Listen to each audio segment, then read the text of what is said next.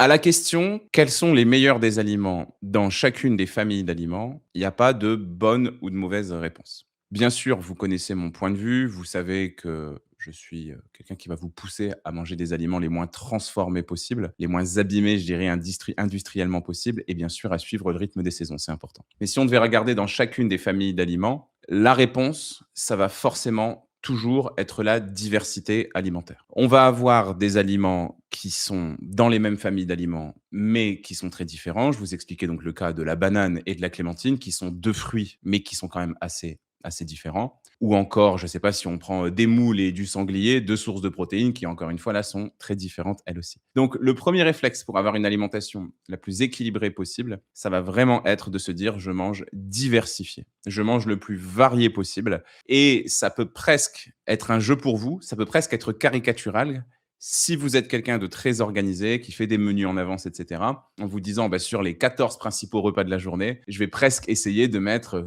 14 légumes différents ou 14 protéines différentes ou 14 féculents différents». Ça, c'est vraiment le premier pas super important pour manger équilibré.